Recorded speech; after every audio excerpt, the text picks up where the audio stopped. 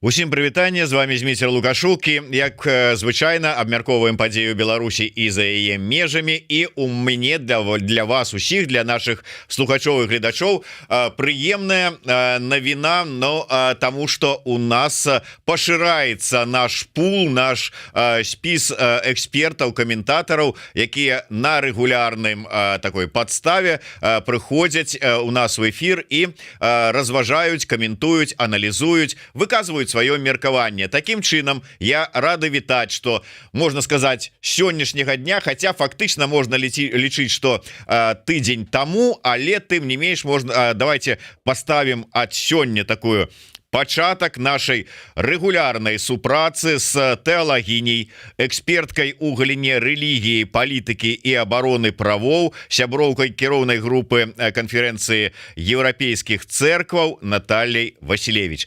Добрый день, спадарыня Наталья. Вітаю ўсіх у новым таким статусе. Будем с Натальей сустракацца праз тыдзень. Раней мы так неяк с экспертамі нашими, якія вот пачынаюць с нами супрацоўнічаць регулярно, дамаўляліся так: у аднаго там першы, трэці, скажем, чацверг, у другога другі, чацвёрты, а потым высветлілася, что, напрыклад, у жніўні было 5 чацвяргоў. І як іх дзяліць сталася вот такой дзіўнай. Таму праз тыдзень такая вось такі графік сустрэч будзе с Натальей Васілевіч. Ну что ж, Наталья, давайте, может быть, мы з вами по традыцыі пачнем с тэмы рэпрэсій, якія адбываюцца у Беларусі. Не спыняць 3 верасня на телеграм-канале, на старонцы яго «Хрысціянская візія не вайне» з'явілася інфармацыя про тое, што прызнаны экстрэмісцкім телеграм-канал, які асвятляе жыццё касцёла у Беларусі, «Католік Лайф», неафіцыйная.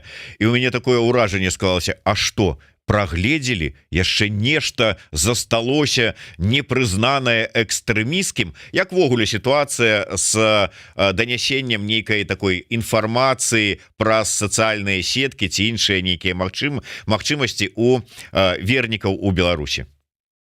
Ну, я павінна сказаць, што «Католік Лайф» — это праект, з якім «Хрысціянская візія» пастаянна супрацоўнічала, вельмі шмат інфармацыі мы бралі ад іх, таму што у іх сувязь з касцёлам у Беларусі неблагая была, яны маглі даведвацца пра тое, што адбываецца на нейкіх прыходах, ці нешта пацвярджаць.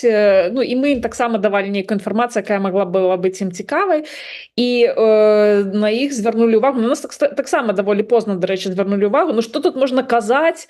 Ну, як працуюць гэтыя спецслужбы, там не ведаю, хто адказны за гэтыя всякие каналы. Ну, вот твиттер Франака Вячоркі только вот на мінулым тыдні экстрэмісцкім признали. Это ж цэлы Франак Вячорка. Не, ну, Наталья, ну, Франак Вячорка, зразумела, прызналі, хай са спазненнем, але прызналі, гэта доктар зло, там, ці там дзіцё сатаны, халера яго ведае, што ён там у сябе ўяўляе ў вачах гэтых так званых губазікаў, ўсіх астатніх. Но розныя сацыяльныя сеткі, тэлеграм-каналы, ты, якія асвятляюць жыццё там канфесій, царкоўныя нейкія пытанні. Ну што тут можа быць страшнага для рэжыма?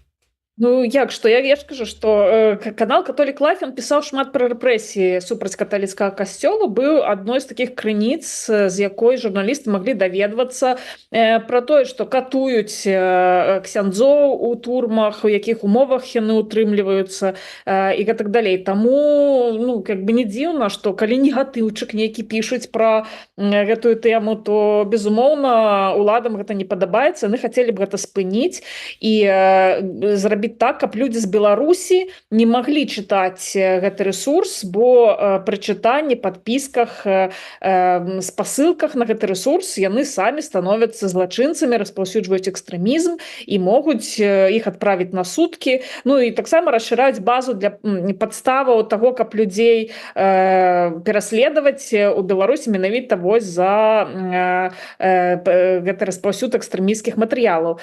І гэта зразумела, што дзяржава, улады, рэжым спрабуюць пазбавіць людзей права на распаўсюд інфармацыі, на атрыманне інфармацыі.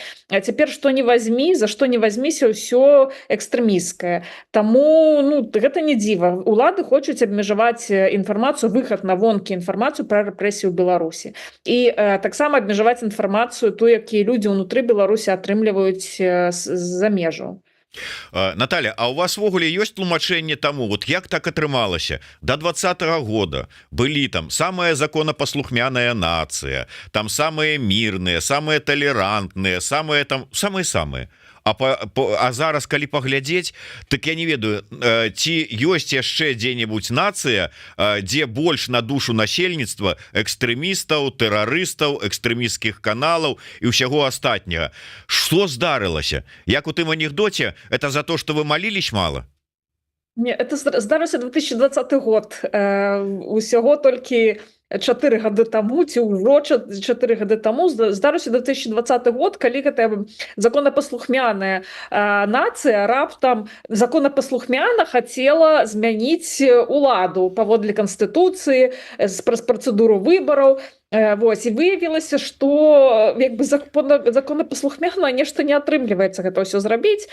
Вось, і таму беларусы паўсталі супраць рэжыма Лукашенка, цяпер рэжым Лукашенка ім за гэта помсціць і спрабуе не даць паўтарыць тое, што адбылося ў 2020 годзе, знішчыць вось гэтую всю інфраструктуру, знішчыць сувязі паміж людзьмі, знішчыць сеткі інфармацыі, супрацы і гэтак далей паміж людзьмі. Для гэтага пераследуюць людзей за ўсё, што заўгодна. Гэта і помста, і адначасова спроба папярэдзіць паўтарэнне таго, што адбылося ў 2020 годзе, таму што рэжым сапраўды напужаўся, і баяцца ёсць чаго, таму што калі цябе людзі не любяць, ты пастаянна жывеш у чаканні таго, што гэтыя людзі паспрабуюць зноў пазбавіцца ад цябе як гэтага дыктатара над сваёй галавой, і таму трэба прымаць нейкія меры. Вось тыя меры, якія яны могуць прымаць, гэта толькі рэпрэсіі.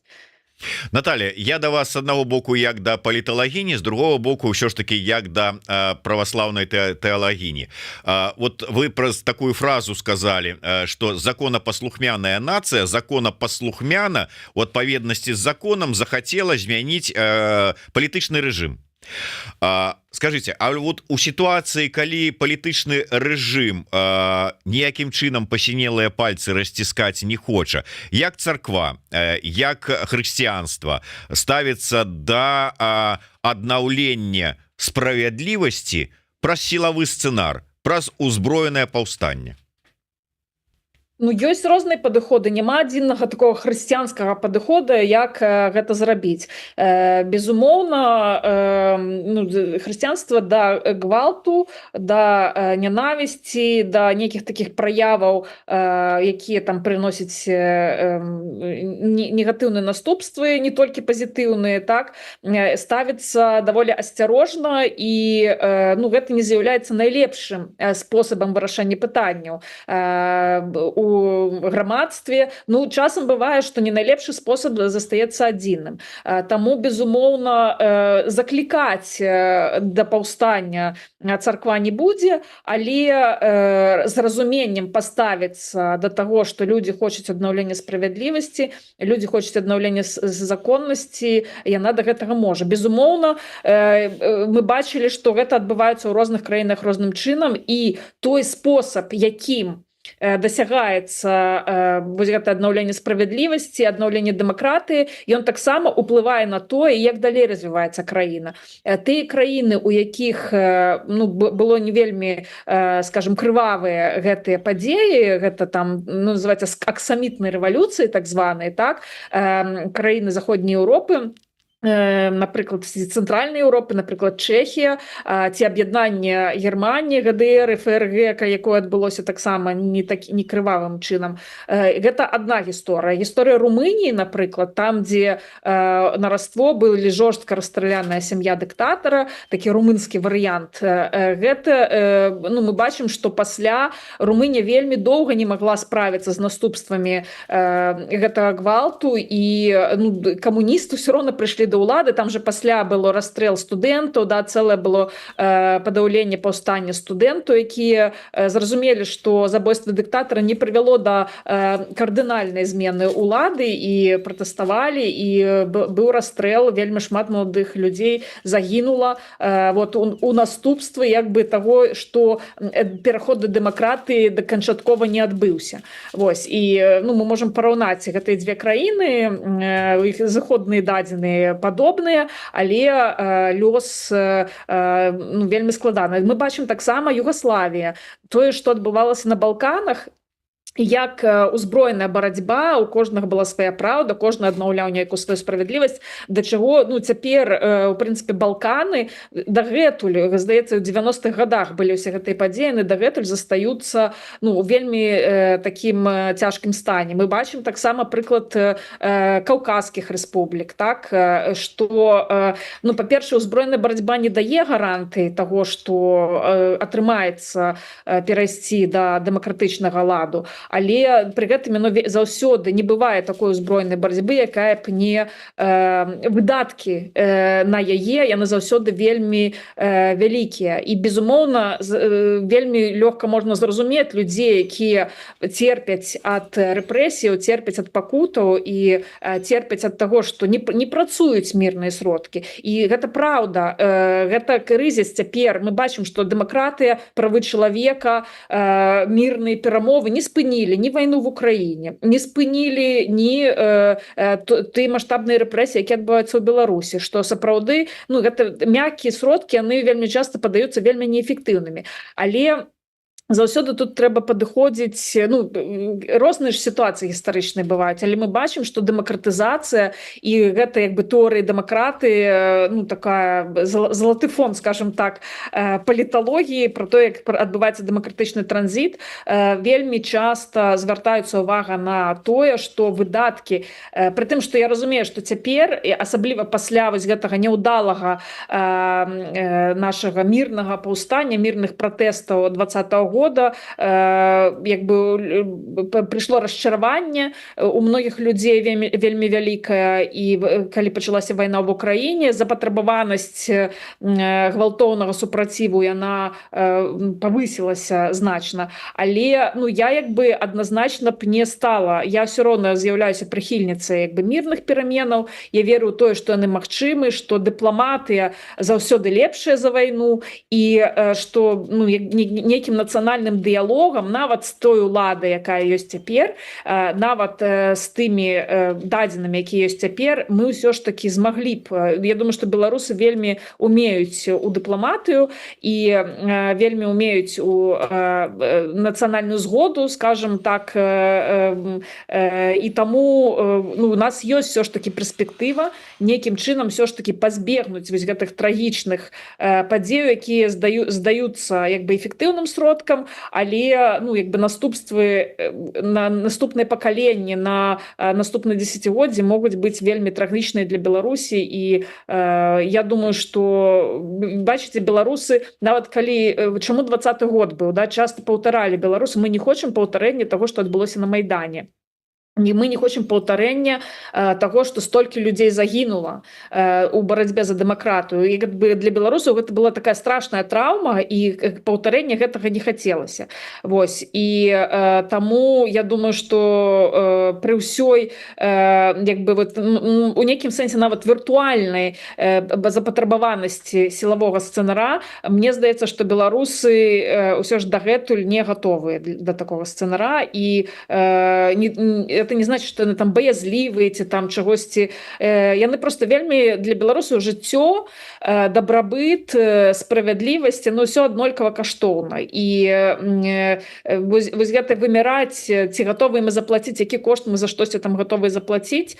Ну для беларусаў ўсё ж такі плаціць чалавечымі жыццямі, разбурэннямі, ну як бы гэта не ну, не частка нашай, як бы мне здаецца, цяперашняй, прынамсі, нейкай палітычнай культуры і нашых каштоўнасцяў. Я далёка не адэпт спадара Лукашука, піша глядач пад нікам Владзімір, але самыя цікавыя спікеры у яго. І не трэба быць адэптам спадара Лукашука, але вельмі хачу, каб вы прыходзілі, слухали, задавали свае пытанні нашим спікерам. А для того, каб не пропусціць наши эфиры, да прыкладу, с Натальей Василевич наступныя, калі ласка, подписывайтеся на YouTube канал Еврорадио, ставьте свои подобайки, натискайте на звоночек, расширывайте, ну и безумоўно, як я уже сказал, пишите комментары. Что ж, паміж гэтымі эфірамі, каб заставацца ў тэме і сачыць за тым, чым жывуць канфесіі, што піша Наталья Василевич. Калі ласка, два таксама вам накірункі у тэлеграм-канале. Па-першае, яе асабістая старонка ў тэлеграм-канале Наталья з 2 Л. Для тых, хто згубіў Наталью Василевич в социальных сетках, вось вам новы адрес, прыходзьце туды. Ну і хрысціянская візія, не вайне, таксама тэлеграм-канал, калі ласка, долучайтеся. Наталья, вы сказали про тое, что любыя рэлігія, святары, канфесіі, яны не ухваляюць сілавы сцэнар, вайну, кровы, гэтак далей. А рэпрэсіі, якія здзяйсняюцца дзеля захавання дадзенай Богам улады, яны ухваляюць там, я не ведаю, там асвячэнне дубінак у амапаўцаў і ўсяго астатняга. Вось як гэта ацэньваецца? Ну, безумоўна, таксама гэта не павінна ўхваляцца, таму што гэта тое, што выкарыстоўваецца не дзеля справядлівасці, не дзеля законнасці, таму што законнасць, калі мы разберемся з гэтым тэрмінам, гэта таксама вельмі цікавы тэрмін, і пра яго вельмі шмат сталі гаварыць, асабліва пасля Другой сусветнай вайны, пасля досведу немцы, законапаслухмяныя немцы, якія ў 30-е гады рабілі вельмі страшныя рэчы і вельмі часта апраўдалі гэта тым, што закон ж такі, я просто это моя законапаслухмянасць робіць гэтае зло, гэта не я просто як мне сказалі, як мне загадалі, так я і дзейнічаю і выступаю, так, і пераасэнсаванне того, что такое закон. Хотя, конечно, у думцы юрыдычнай гэта было даўно, гэта не ў 20 стагоддзі прыдумалі, так, што там святы Аўгусцін, нават калі мы возьмем такога важнага святога, асабліва для рымска-каталіцкай царквы, які казаў пра тое, што ёсць вось гэты такі Божы закон і ёсць чалавечы закон, і трэба, каб была адпаведнасць. Ёсць дзяржава такая Божая і ёсць дзяржава чалавечая, і трэба заўсёды імкнуцца да таго, каб вось да гэтай справядлівасці, каб Платон, я ўжо не кажу пра Платона, так, што ёсць нейкае добро, і што не ўсе законы, не ўсё кіраванне, но абавязкова добрае. Вось, таму я про немецкі народ у 30-х сказала просто таму, што беларусы часто называюць немцамі ўсходняй Еўропы, так, што мы такія там ці маленькая Швейцарыя, ці немцы ўсходняй Еўропы, таму што беларусы любяць парадачак, да, яны ва ўсякім срачы заўсёды ўсё роўна будуць рабіць парадачак, як не дзіўна. Вось, і таму законапаслухмянасць гэта і моц беларусаў, і таксама слабасць беларусаў, таму што вось гэтае асэнсаванне таго, так, а што ж ёсць закон, што ж ёсць канстытуцыя, што ж ёсць такое правы чалавека, што такое ёсць вось гэтая законнасць, rule of law, гэта панаванне законнасці. Гэта вельмі важнае пытанне, яно павінна быць асэнсаванае намі, і мы павінны зразумець, і таксама царква павінна разумець, што не кожная улада просто таму, што хтосьці сёння мае больш сілаў, ён мае рацыю. Не той, хто ёсць такая папулярная нават штука, калі прыпісваюць Александру Неўскаму, хаця прыдумалі у фільме, савецкім фільме Александр Неўскі, не сіла Бога ў праўдзе, да?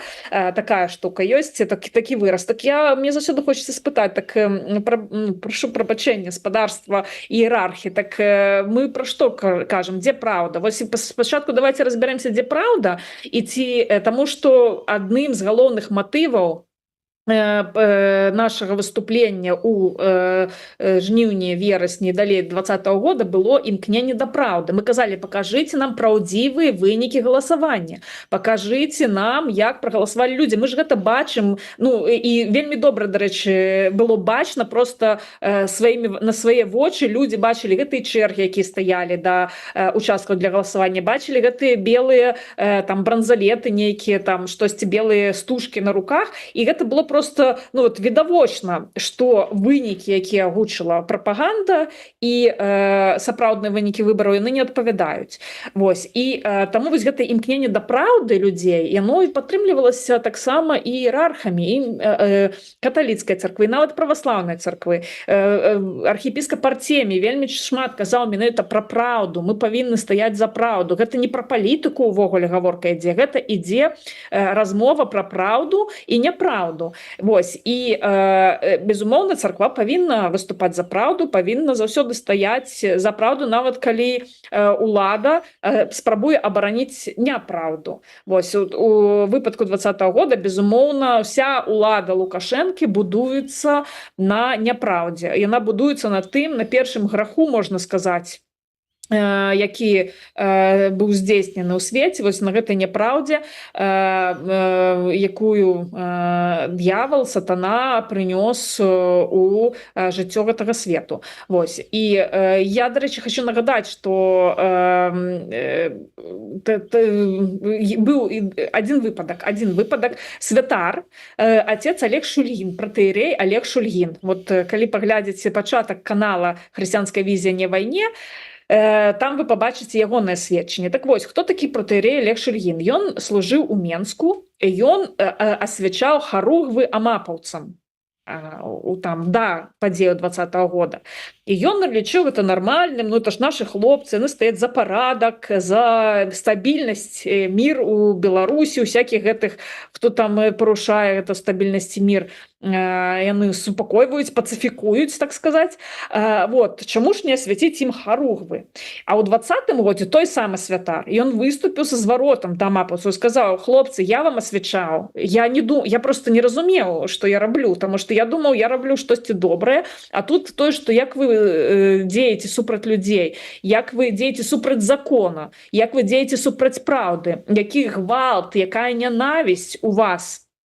Вы не замест того, каб абараняць людзей законнасць, вы іх цяпер б'еце і гвалтуеце. Так вось, я хочу сказаць, што я не меў рацыі і не трэба было мне асвячаць гэтыя ваши харугвы. Вось. Таму у кожнага чалавека, у прынцыпе, я думаю, што прыйдзе момант такі калі-небудзь, і хаця, можа, у мітрапаліта Веніаміна не прыйдзе, таму што, ведаеце, рэлігійныя людзі — гэта вельмі такая цікавая з'ява. І вельмі часта рэлігія, она з'яўляецца такой ідэалогіяй, такой не акулярами, а маской для сну, якая просто закрывае чалавеку вочы, і чалавек пачынае жыць у нейкім такім ілюзорным свеце, дзе ў яго ўсё сходзіцца у нейкую сваю канцэпцыю і не звяртае увагу на рэчаіснасць. Вось. Так, мне здаецца, мітрапаліт Веніамін, ён якраз чалавек такі адарваны ад рэчаіснасці, ад сапраўднага жыцця і жыве ў сваім ідэалагічным свеце. А вось гэты святар, сутыкнуўшыся з рэчаіснасцю, ён зразумеў, што ён не меў рацыю, ён папрасіў прабачэння, ён звярнуўся да сілавікоў з тым, каб яны спынілі рабіць свае злачынствы. Вось. Таму, так, царква не павінна падтрымліваць падобныя рэчы, яна не павінна ніякі прыгнёт, ніякі ўціск падтрымліваць.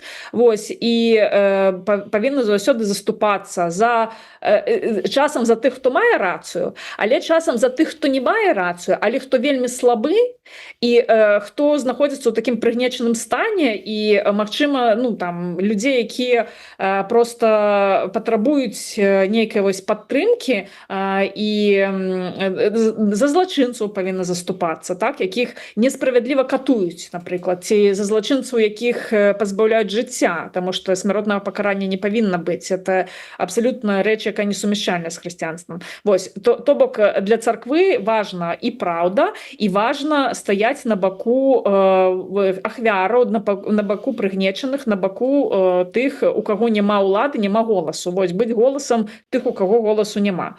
Вось.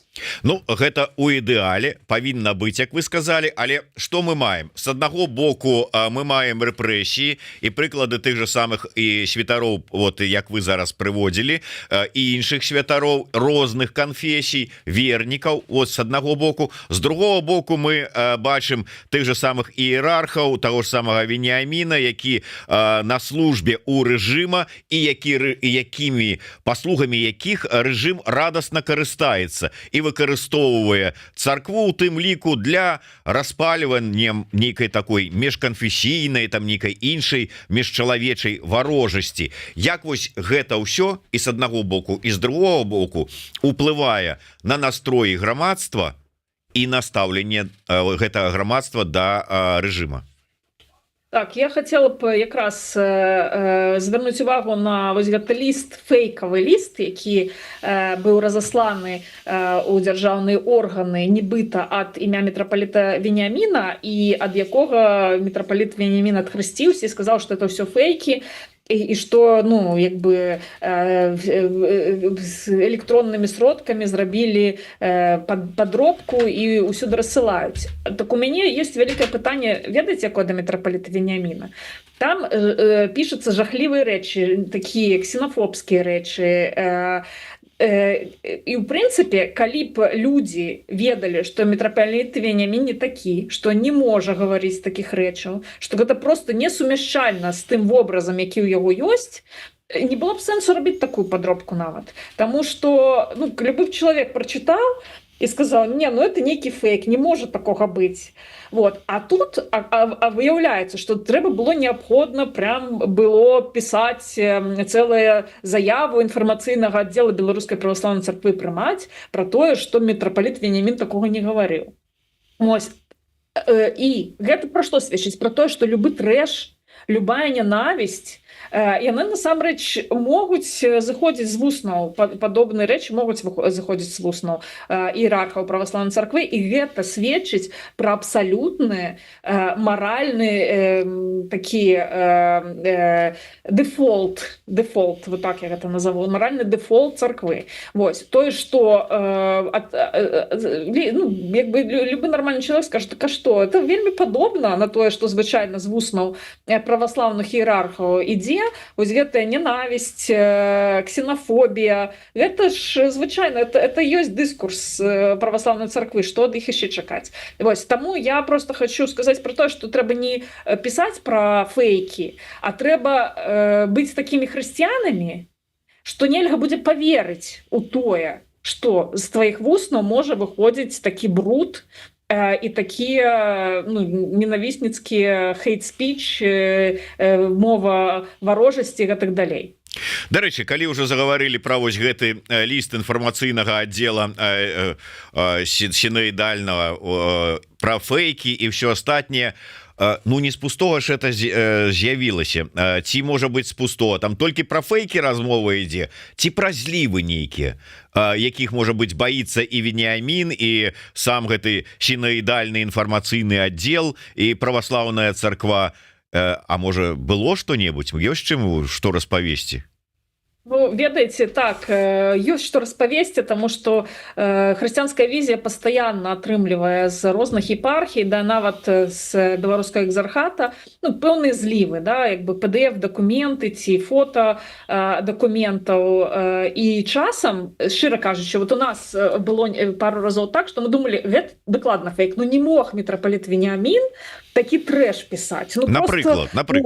Ну, напрыклад, это была, калі было супрацьстаянне вакол Кіева-Печерскай лаўры, і тады мітрапаліт Веніамін заклікаў як бы маліцца за монахаў этой Кіева-Печерскай лаўры ў Кіеве і напісаў спецыяльную малітву, якая у прынцыпе знаходзіцца ў кніжках. Ведаеце, там бываюць кніжкі соннікі, там бываюць кніжкі там про не ведаю нейкія отдела эзотэрыка, скажем так. Вось это такая праваслаўная эзотэрыка, замова, як бы просто замова тыповая. Любы праваслаўны чалавек, які возьме гэтую малітву, он скажа: ой, блин, это что-то не праваслаўнае, это вельмі сумнівнае, у царкве так не моляцца. Гэта вот так можа пачуць што-небудзь там, калі да бабулі шаптухі нейкай схадзіць у вёску, так вот, штосьці такое, скажем так, не зусім царкоўнай традыцыі і яўна па-багаслоўску неапраўданыя, і нейкія імёны святых дзіўныя ўжываюцца, якіх ніхто не ведае. І мы подумалі: не, это нейкі трэш, нам хочуць дыскрэдытаваць мітрапаліта Веніаміна і падсунуць нейкі трэш. Потым выявілася, што гэты трэш сапраўды выходзіў з-пад пера мітрапаліта Веніаміна. У яго такая вельмі спецыфічная духоўнасць, малітвы затрымання, вот гэта так званая, яна пра яе вельмі шмат якія багасловы, святары выказваліся як тое, што праваслаўным нельга такое чытаць, это нейкае такое зло. Вот для мітрапаліта Веніаміна, як выявілася, гэта нармальна. І сапраўды вельмі часта нават святары, якія служаць у Беларусі, якія нам гэта прысылаюць, там ці святары, ці іншыя людзі, то яны кажуць: мы уже самі не разумеем, гэта праўда ці не. Тому что, как бы по логице и по православной логице нейкой, да, по нашай царкоўнай традыцыі, не можа такога быць. Але выяўляецца, што гэта праўда. Таму альбо малітвы, напрыклад, там, дзе у розных частках малітвах звяртаюцца там, звычайна малітва, яна такая, што калі мы молімся да Ісуса Хрыста, мы на працягу ўсёй малітвы з ім размаўляем і штосьці яму там расказваем, і што просім ад яго і гэтак далей. Калі з Божай Маці, то мы таксама да яе звяртаемся, і ўжо таксама з іншымі пытаннямі, скажем так, і в іншай стылістыцы па-іншаму я называем. Не бывае так, што у пачатку сказу у нас Ісус Христос, а пад канец сказу у нас там раптам у тым жа звароце з'яўляецца як асоба, да якой мы звяртаемся, Маці Божая. Просто гэта так не працуе. Вот у мітрапаліта Веніаміна, як выяўляецца, можа працаваць і так. Дарэчы, Наталья, я вот что-то думаў, круціцца ў галаве вось гэтая сітуацыя з вызваленнем палітвязняў, якую прапаганда лукашэнкаўская вельмі так актыўна прасоўвае як праяву гуманізма Лукашэнкі. Можа быць, сапраўды там Фёдор поўны нарэшце намацаў струны яго душы, знайшоў падыходы да схаванага дзе-то там у глыбінях, магчыма, Лукашэнкі гуманізма, і гэта вот сапраўды такая праява. Вось як ты ацэньваеш гэта? Я не ведаю, не думаю, што мы павінны дзякаваць Фёдору Поўнаму за вызваленне палітвязняў. Хутчэй за ўсё, там іншыя актары знайшлі зусім іншыя струны душы Лукашенка, страх, можа, нейкі, да, ці яшчэ нейкія такія рэчы, але не гуманізм, таму што сапраўдны гуманізм гэта было перапыненне рэпрэсіяў. Гэта мы не вызваляем адних закладнікаў, каб узяць іншых. Кроў, вот это там прага крыві, прага гвалціць, катаваць. Як бы адной рукой ты вызваляеш хворага Рыгора Кастусёва, а іншай рукой ты жанчын Паліну Шарэнду, Панасюк, Марыю Калеснікову даводзіш до такого стану, што Марыя Калеснікова важыць 45 кілаграмаў цяпер, так? Як бы нармальны чалавек, ён просто штосьці павінен бы з гэтым зрабіць. Просто тут не трэба быць нейкім гуманістам асаблівым, тут просто трэба быць чалавекам адэкватным для того, каб разумець, што людзі гінуць у турме. І браць новых людзей за што? За донат там в $15 ці там за нейкі там выказванне в каментарыях. Як бы гэта абсалютна неадэкватныя просто паводзіны. Пра нейкі гуманізм там гаворкі нават ісці не можа, таму што для того, каб дайсці да гуманізма, трэба хаця б быць больш-менш чалавекам адэкватным і дзейнічаць хоць больш-менш неяк заходзячы хоць там з мінімальнага набору каштоўнасцяў. Не, тут такога няма. Мы бачым, што у гуманістаў пры ўладзе людзі вось так у турмах не жывуць. Люди так не пакутаюць у турмах, людзей так не здзекуюцца, пазбаўляючы.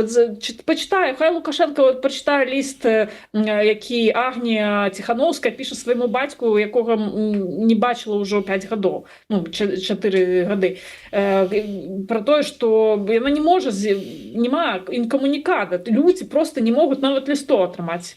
Ведаеце, это здзек, просто мэтанакіраваны здзек.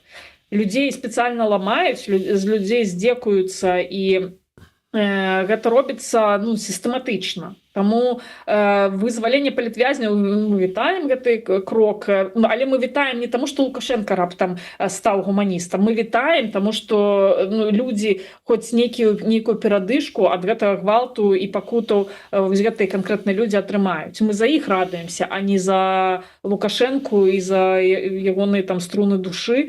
Я не ведаю, што там за струны душы увогуле, у яго расстроены акардеон там. Ніякіх струн там уже няма. І тут ён можа, так, нават Лукашенко можа пакаяцца, яго могуць прачнуцца гуманістычныя пачуцці, але з ім штосьці павінна адбыцца. І это павінна быць нейкае ўзрушэнне вельмі моцнае ў ягоным жыцці для таго, каб штосьці нарэшце у гэтай душы штосьці жывое праявілася. Душа цяпер не жывая ў Лукашэнкі. Бачыце, там, дзе гвалт, там, дзе нянавісць, там, дзе страх, і вось гэта ўсё, там мала ёсць жывога. Мы апошнім часам шмат чуем словаў пра тое, што мы ўсе там дэмакратычныя сілы і ўсе павінны рабіць усё магчымае і немагчымае для того, каб палітвязні выйшлі на волю. Я не ведаю, што тут могуць зрабіць дэмакратычныя сілы ў гэтай сітуацыі. Можа быць, я не ведаю, звярнуцца да папы рымскага, там, я не ведаю, там, да галоўнага равіна, там, ці я не ведаю каго яшчэ, там, каб можа быть магчыма такое. От як вы лічыце, ўсё ж таки могуць нейкім чынам, я не ведаю, там іерархі розных царквоў, розных канфесій паўплываць на гэтую сітуацыю, і мы можам іх пазіцыю по гэтым пытанні неяк зварушыць? Я думаю, што так, і дэмакратычныя сілы дзейнічаюць у гэтым напрамку. Калі гэта не бачна, гэта не значыць, што дэмакратычныя сілы не дзейнічаюць, ніякім чынам там з папам рымскім не вядуць нейкіх там перамоваў і не дасылаюць сігналы, інфармацыю, просьбы да папы рымскага ці да нейкіх іншых такіх палітычных актараў. Гэтая праца, яна вядзецца, і я думаю, што яна можа даць свой плён. Але у Лукашенка няма аўтарытэту, таких маральных, духоўных аўтарытэтаў, што просто папа рымскі прыйшоў бы да яго і сказаў: ты ж чалавек, вызвалі ты палітвязняў, так? То есть яго няма этого, скажем, на ўзроўні маральнасці, на ўзроўні абуджэння гуманізму, это не па адрасе. Не папа рымскі, папа рымскі да Лукашенка не дагрукаецца, таму што, як я сказала, яго цяпер там няма вось гэтага ўвахода, кропкі ўвахода, няма вось гэтай, скажем, мягкай жывой часткі душы. Гэтая душа, яна цалкам працятая вось гэтай страхам і ненавісцю. І да такога чалавека вельмі цяжка дагрукацца, акрамя як пагрозамі, таксама запужваннямі, ціскам і гэтак далей. На жаль, гэта так, і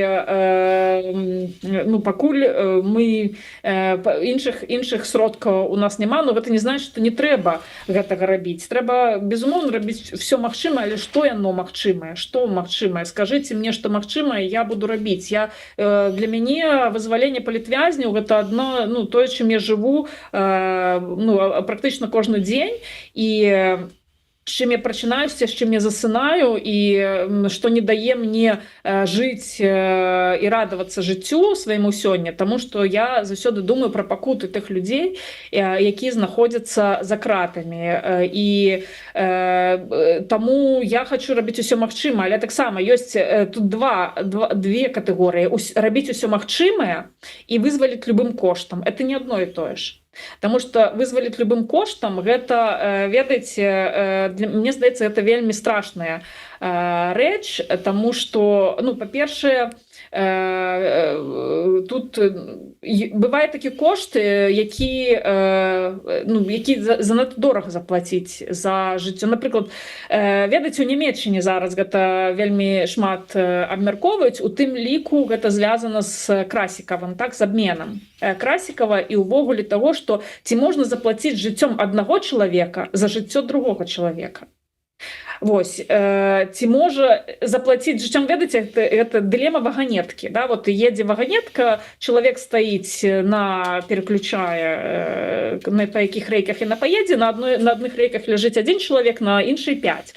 І вось гэтая ваганетка ляціць на 5 чалавек, і можна прыняць рашэнне і пусціць яе, каб яна паехала без тармазоў на гэтага аднаго чалавека, і здавалася б, ну, як бы, загіне ўсяго адзін чалавек, а не 5, і жыццё як бы 5, яму здаецца як бы важней за жыццё аднаго. Але калі мы толькі пачынаем разважаць у такіх катэгорыях, все, як бы маральна мы банкроты, маральны дэфолт, гэта таксама называецца, так? Таму што мы прымаем рашэнне пра тое, чыё жыццё важней, чыё жыццё каштоўней, пачынаем вымяраць чалавечае жыццё лічбамі нейкімі, і мне здаецца, што само вось гэта, ну, сама гэтая думка і разважанне ў такіх катэгорыях, яны, ну, як бы нам шкодзяць вельмі моцна. І так, давайте лепш гаварыць не пра любой цаной, а пра рабіць усё магчымае.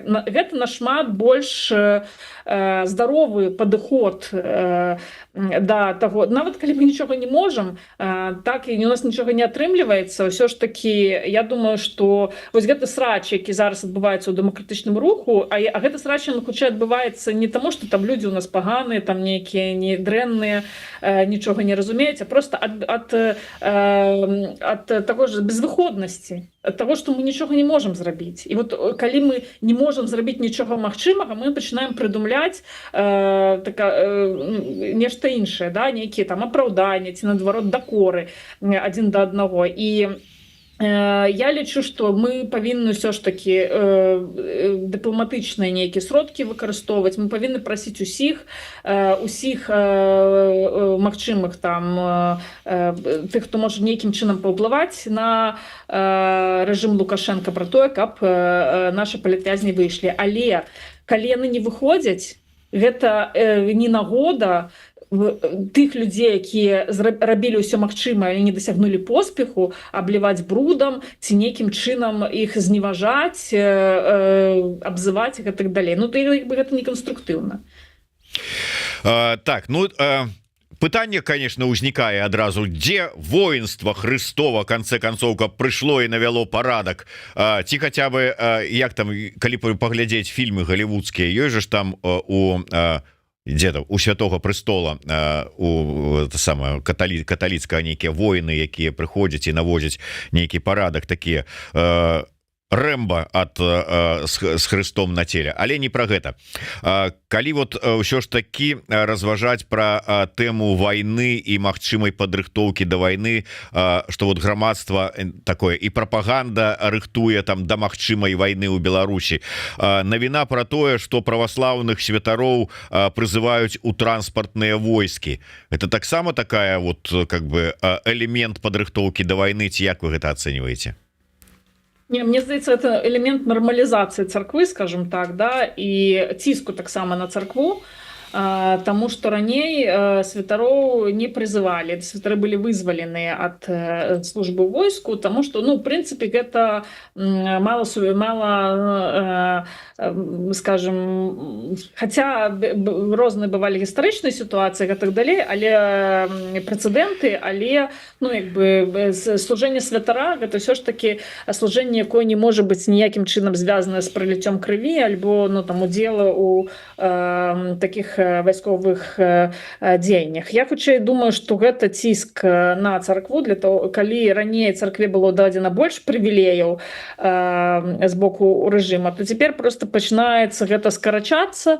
Вось, і гэта таксама, ну, бачыце, з капеланамі, да, вот замест того, каб увесці пасаду капеланаў, это вельмі важная пасада, таму што яна сапраўды звязана з гуманізацыяй службы у арміі, яна падтрымлівае як бы псіхалагічную цэласнасць, маральную цэласнасць тых, хто служыць, неяк дапамагае перажыць рознага кшталту траўмы, нейкія негатыўныя рэчы, якія адбываюцца на службе. І гэта звычайна павінна быць такая незалежная пасада. То бок святар не павінен служыць вось у той самай роце з тымі ж самымі салдатамі, якіх ён выхоўвае. Это павінен быць чалавек звонку, якому салдаты могуць давяраць, і які можа ім дапамагчы таксама ў праблемах з камандаваннем, праблемах з тымі, з кім ён разам служыць. Вот тут Лукашенко як бы вырашыў сумясціць, ну што скажаш, Лукашенко у першую чаргу бачыць нават капеланаў,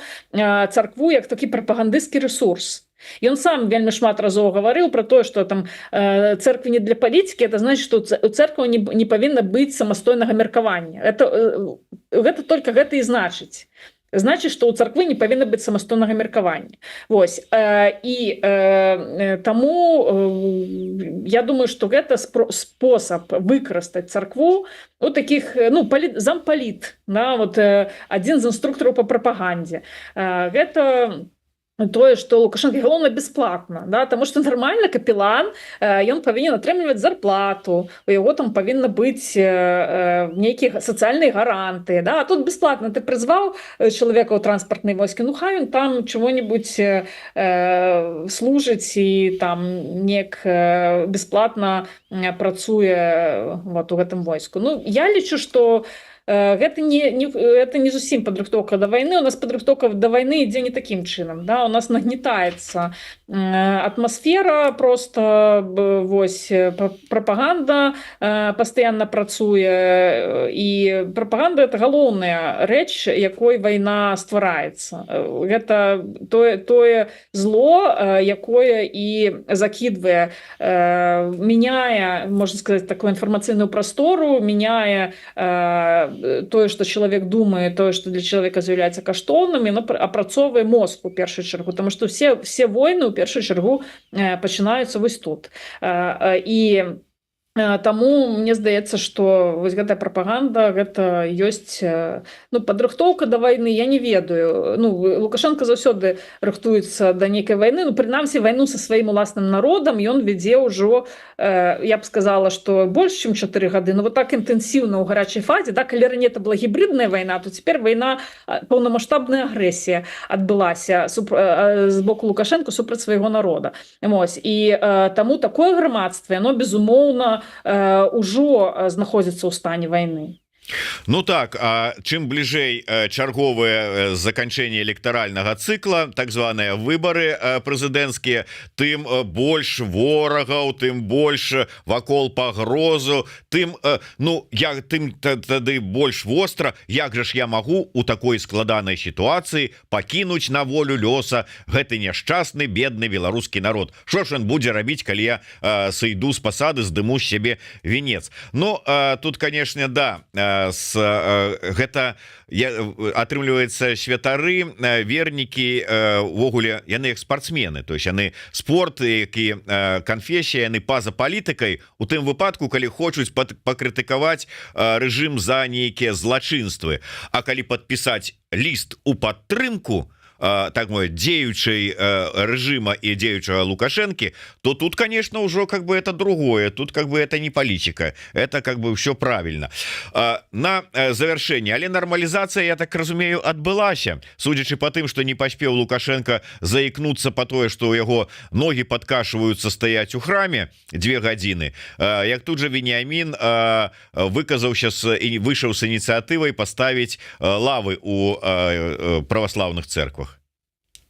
Ну так, быў адзін з лістоў, калі прасілі паставіць лавы ў церквах, але наколькі мне вядома, ведаеце, калі быў ковід, то таксама з патрыархіі, таму што ў Маскве іншы падыход быў да ковіда, а гэтыя дырэктывы рассылаліся па ўсіх епархіях РПЦ, у тым ліку ў Беларусі, але ў Беларусі ж ковіда не было.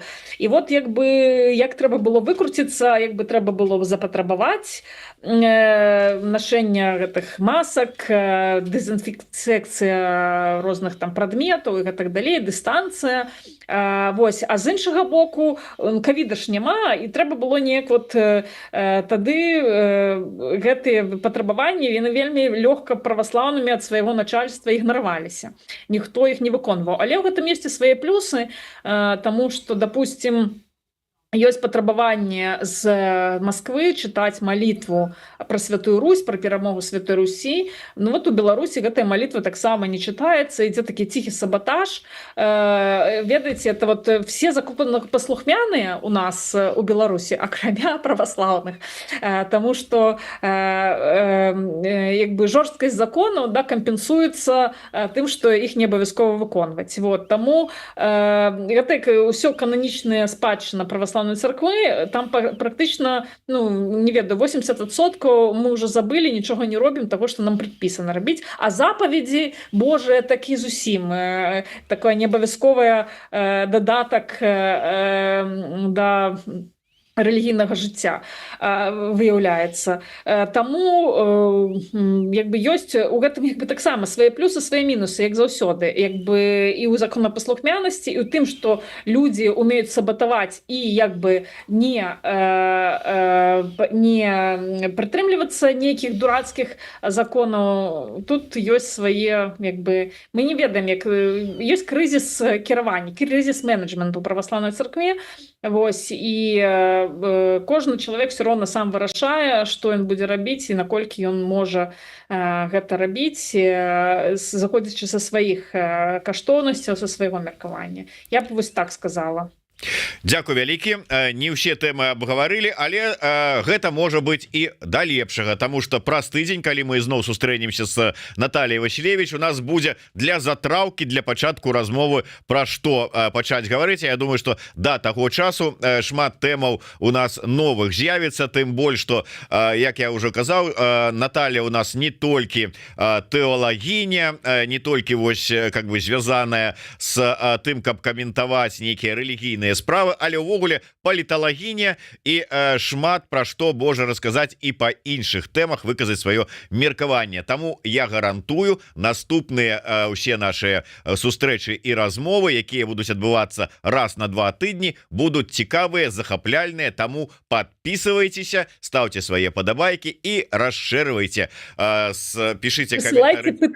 Да, пытанні насамрэч былі, але я не паспеў просто, бо заготовіў сам шмат розных пытанняў і тэмы з твайго боку таксама атрымаў для абмеркавання, хапала ўсяго, таму не ўсе пытанні, просто не было часу на пытанні. Будзе жаданне, зойдзеш у каментары, паглядзіш, можа быць, каму-нибудь адкажаш, не скажаш, вот выдатная тэма для таго, каб, можа быць, узняць яе падчас наступнай сустрэчы. А на сёння я з Натальяй развітваюся. Да сустрэчы, сустракайце праз тыдзень. Для гэтага подписывайтеся. Жыве Беларусь! Жыве!